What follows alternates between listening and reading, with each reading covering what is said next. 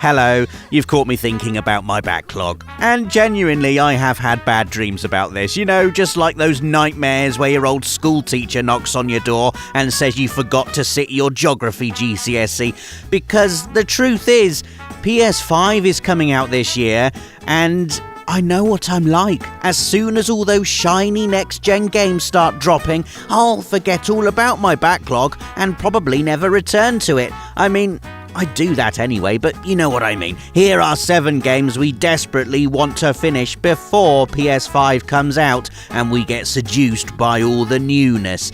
Please stick your own backlog games in the comments. Number 1, Dragon Quest XI, Echoes of an Elusive Age, which I'm full naming here as if it's in trouble, but really, it's me that deserves to be scolded. Robert Stewart Pearson, says Dragon Quest XI. You claim to be a fan of JRPGs, and yet you still haven't finished me. Look, I'm sorry, Dragon Quest XI. I was planning on finishing you, I promise I was, and I still am. But don't you remember when you came out 3 days before Marvel's Spider-Man? And then a few weeks after that, Assassin's Creed Odyssey came out. And then just after that, Red Dead Redemption 2 came out. And Excuses. Turn off Pez and play me now. Yes, Dragon Quest XI, I will do that. And I'm really sorry. And You know, it's not like I ever finished Assassin's Creed Odyssey or Red Dead 2 either, but Dragon Quest XI really does deserve my full attention, and that's the reason I didn't play it in the midst of all those other amazing games. At least, that's the lie I keep telling myself, and I am going to finish it. It's literally next on my list. See, after I've got the Platinum in Death Stranding and Crash Team Racing, Nitro Fueled and Final Fantasy VII Remake, I will play Dragon Quest XI. It's beautiful, it's huge, it's JRPG royalty, and I'm ashamed of myself. The next entry is a game I've played the opening half hour of, absolutely loved it, said to myself, yes, I must come back and finish this very soon, and then here we are, 3 years later, with Little Nightmares appearing on this list of games we haven't finished yet, but desperately want to. And the ridiculous thing is, it's only 4 hours long. I should just get on with it. In fact, I'm going to play it right after I've finished writing this video and played a few more rounds of Fall Guys. I won't be doing that all night, definitely not. Anyway, Little Nightmares, a deceptively dark and disturbing puzzle platformer that you could just as easily describe as survival horror. I mean, it has all the ingredients. You control a powerless protagonist, a girl named Six, who's trying to escape a labyrinthian vessel full of grotesque characters who all seem to want her dead. There's a twisted, enigmatic story. Why are you in this place? Who are these sickening people? What are they doing to the other children? And why are you so hungry all the time? And, most importantly, a cast of deranged antagonists hell-bent on doing goodness knows what to you. I get a real Gormenghast vibe from Little Nightmares. Six is essentially a prisoner in this thick, cloying place. Its gnarled tunnels and passageways seem less like man-made structures and more like the grasping tendrils of something alive, a treacherous organism coiling around your ankles as you slip, climb and stumble your way through. It's very much my jam, basically. I need to get it played, and so do you if you haven't yet done so.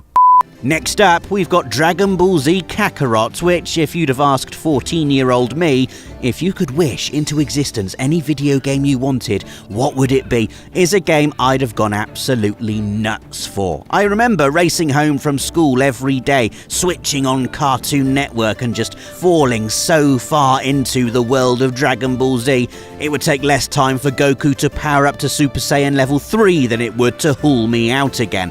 And this game is basically Dragon Ball Z, the action RPG. It retells the entire story from the Saiyan saga, where power levels of 1000 were considered impressive, right up until you're wiping out Kid Buu with a power level of over 20 billion.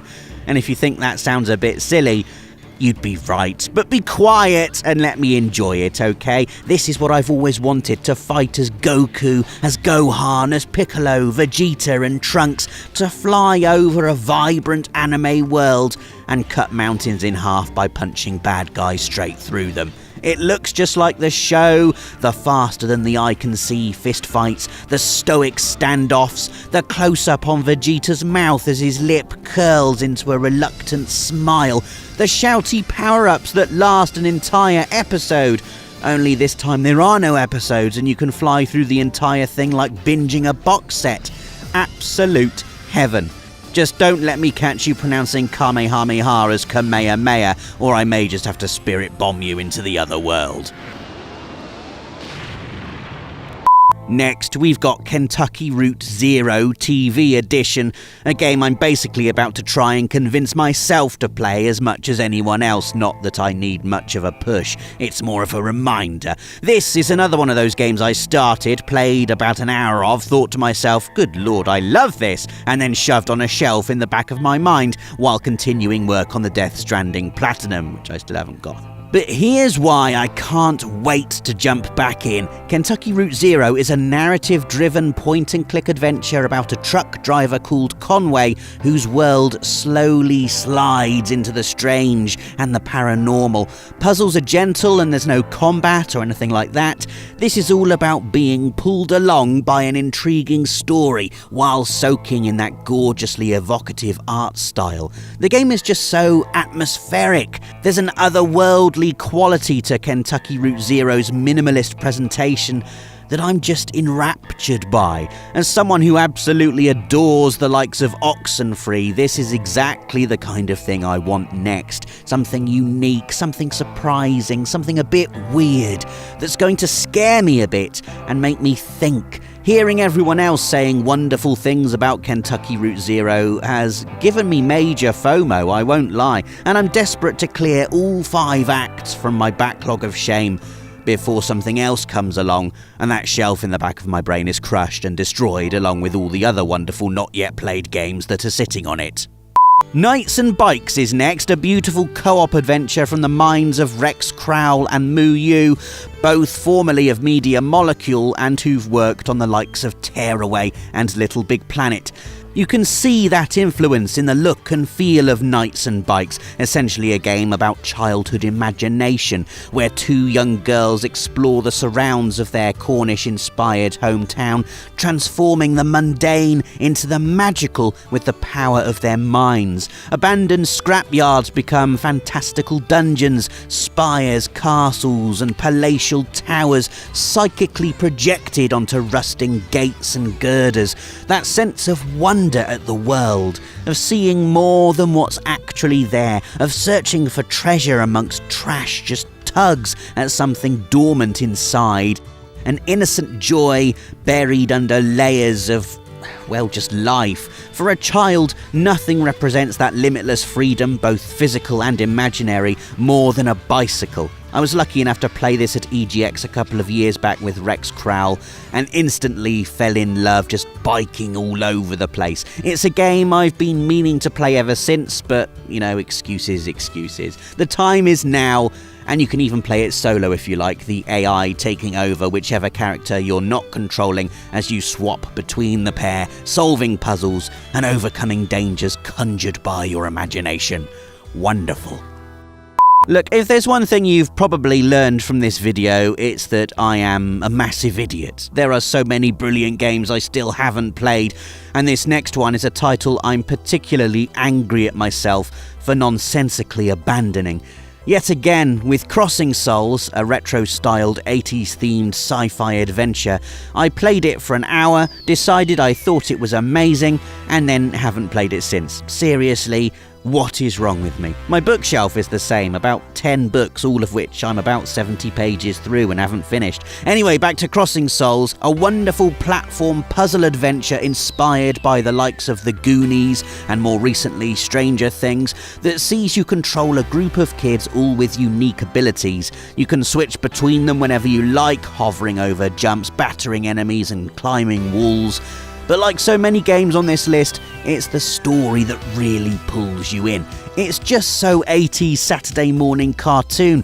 Just look at the cutscenes and I adore it. The gang, that's Chris, Matt, Charlie, Big Joe and Kevin, stumble across the mysterious Duat Stone, an artifact with the power to merge the worlds of the living and the dead. Naturally, the US government is after it too, and so begins the kind of adventure I'd 100% be reliving on the school playground if Crossing Souls was around 25 years ago. It's magical stuff, the fizzing pixel visuals, the synthy electro soundtrack, and a cast of characters whose action figures I'd be putting straight on my birthday list. Guess I'll just have to settle for controlling them in a video game, which I'm definitely going to do really, really soon. The final entry on this video about our backlog of shame is a game I've been wanting to play for a very, very long time. And not just me, Dave as well. Every time we talk about Divinity Original Sin 2, we're like, yeah, let's definitely start it together, co-op, it'll be amazing. Which is the gaming version of, we must meet up for drinks sometime, and then of course, you never do. Divinity Original Sin 2 is not like most of the other games on this list. It's not small, in fact, it's epic beyond belief. A mammoth fantasy role-playing game that offers an intimidating amount of choice in almost every aspect. What your character looks like, what they say, how they fight, who they fight. This is a story that flexes convincingly under the weight of your whim, a narrative that flows along the riverbed of your imagination. It's like a tabletop RPG almost, a system designed to accommodate the most unpredictable of inputs. So if I choose to kill some random nobody in the first town I get to, and let's face it, I will do that, Divinity Original Sin 2 just rolls with it. The story goes on. And what I really love, if you do choose to play the game in co-op, is that both of you can go off and do completely different things in different places. You're not tied to each other. You can simply exist together in the same world. I mean, I've barely played Divinity Original Sin 2, but I know how much I'm going to love it. I was going to start it a few weeks ago, in fact, but got scared and also mesmerised by the art and music on the main menu. It's like jumping off a high diving board trying to muster the courage to start this game, because I know it's going to claim hundreds of hours of my time, and frankly, I cannot wait to let it. So there you go, 7 games we desperately want to finish before PS5 comes out. Now it's your turn. Get in the comments and tell us what games you're ashamed to admit you haven't finished yet and would really like to before next gen rolls around. Then give us a like if you enjoyed the video and click that notification bell so you're always up to date with everything from the world of PlayStation. Thanks for watching. See you again soon.